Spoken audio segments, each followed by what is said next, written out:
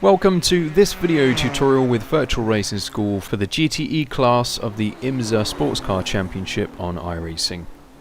This week takes us to the short but unforgiving Lime Rock Park, where I'll be looking at a lap driven by Jeremy Bouteloup with the Ford GTE, for which he has driven in default afternoon weather to match the official series. I'll play the lap in full for you first before then going into further analysis.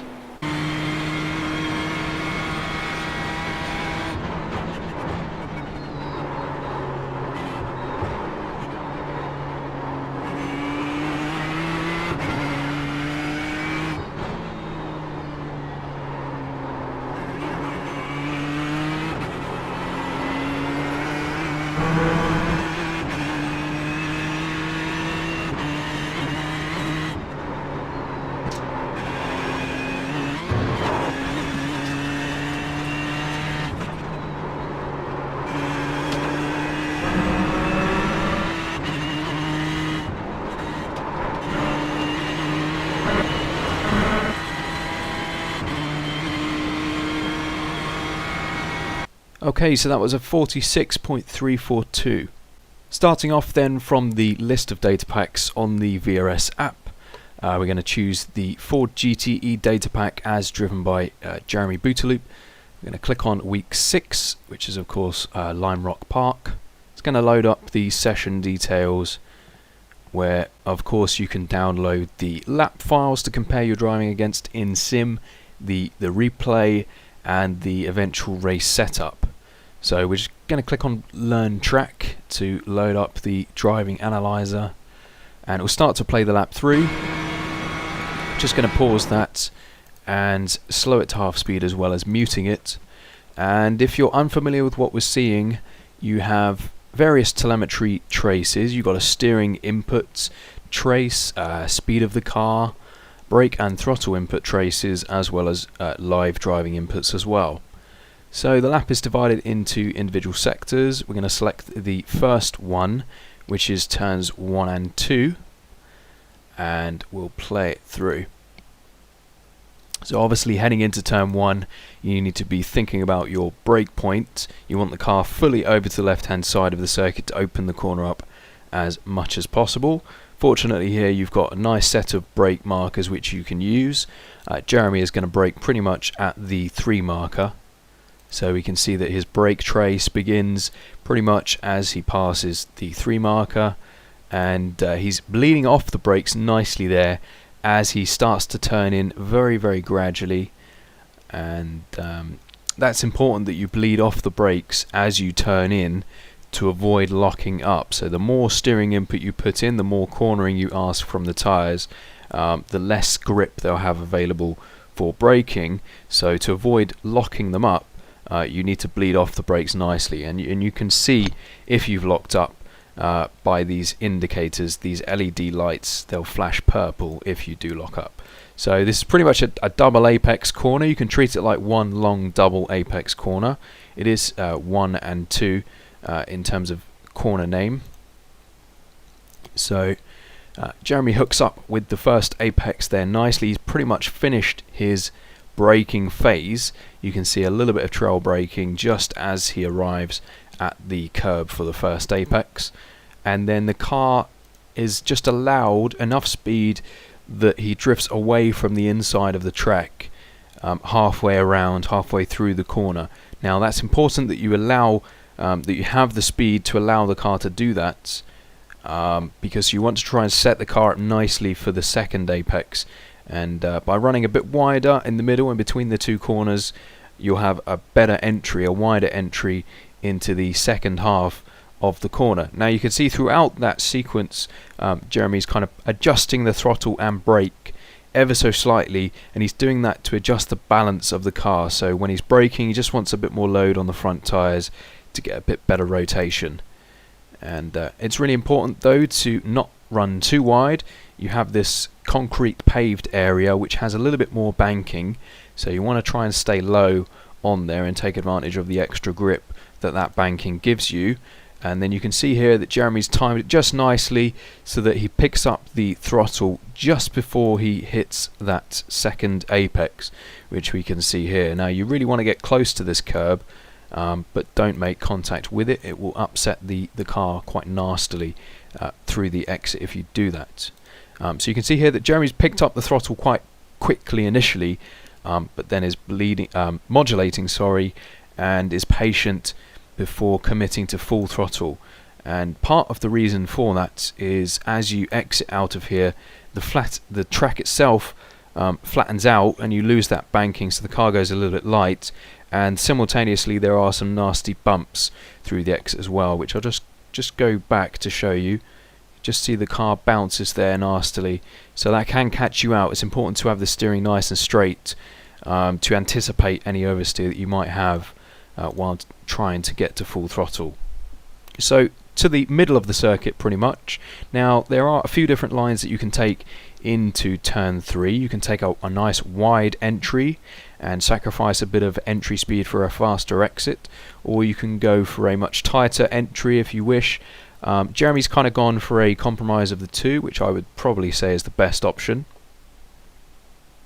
So as we play it through here, you'll see he goes to the middle of the circuit and then turns in pretty much from the middle of the circuit before braking shortly after that. So he's braking fairly late here. Now there isn't really a brake reference here, unfortunately. If you do brake early, that's fine. Just bleed off the brakes nice and early so that you carry more speed. You might want to later turn in if you do that. If you do leave your braking quite late, it's important to get the car in to avoid running wide, and you need to brake a bit harder obviously. But yeah, by having a tighter line, you're less likely to miss your apex, even though you have to sacrifice a lot more mid-corner speed. So we'll play it through. Jeremy hits the brakes quite hard initially, and as it happens picks up a fairly early apex. So again, you can sort of treat it like a double apex, or you can just choose to have a very late apex. So he kind of hits his apex here first, does Jeremy.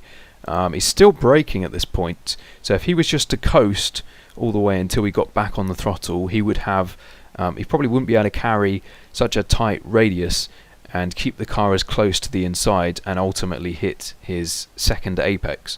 So by just squeezing the brake pedal, just trail braking all the way in, that just keeps the front end loaded up and allows him to carry ultimately a bit more entry speed with that in mind. So I'll play it through again. So when you hit your second apex, you want to get as close to this curb as possible without actually making contact with it. So this is pretty much the perfect line, I would say, at this point, and then you can pick up the throttle there as well. In second gear, so there's plenty of power at the rear wheels, so you can't overdo it. Jeremy goes to about 50 or 60% here because he wants to keep the car, and this is quite important, tight to the left hand side of the circuit to open up turn 4. Now turn 4 is very important because you have a bit of a straight, no name straight it's called. Yeah, you want a nice exit there, that's very important. That you have a good exit through turn 4, and that begins with a wide entry. So keeping the car nice and tight through turn 3 opens up turn 4 nicer. So that's what Jeremy's done, and again aiming for the inside curb but not making contact with it, just getting low as possible. And also you'll notice that Jeremy has to lift here, but he does so nice and early, and what that does is allows him to get back to full throttle sooner. So if he was to commit more on entry, he'd have ultimately a slower exit, even though he would be faster into the corner. So it's important that you lift off the throttle if you need to, and do it early on so that you get your exit nicely, which Jeremy has done. Opens the steering up in anticipation of some oversteer, which it can catch you out, especially if you're running wide on this curb just here on the left. You don't want to drop a wheel off into the gravel there. And then down towards turn 5, which is the uphill right-hander, you want to keep the car nice and straight, take the line of least resistance basically. And there isn't really a braking reference here again. However, you can use the tyre barrier on the right hand side, just where my cursor is, if you can see that in your peripheral. Basically Jeremy brakes exactly alongside there, Again, if you brake too late, don't worry about it, you just have to go for a slightly earlier apex, but ideally you want to be braking fairly gently, I would say, and then bleed off as the car rolls into the apex and you turn in more. So you can just see, as I've paused it there, that Jeremy chooses to use a decent amount of curb here on entry. You can get away with that. And then ultimately he's got a lot of speed into the corner here, but because the circuit goes up the hill quite aggressively, the car compresses into the track, so you've actually got more grip up the hill, so you can carry more speed than you think. And he's well into the throttle now. Again, not over committing, so it takes him a little while as he's modulating at the apex, just feeling for the grip before fully committing to full throttle. And then up the hill the car is very likely to jump, as is the case for Jeremy, so in time with that he's lifting out of the throttle.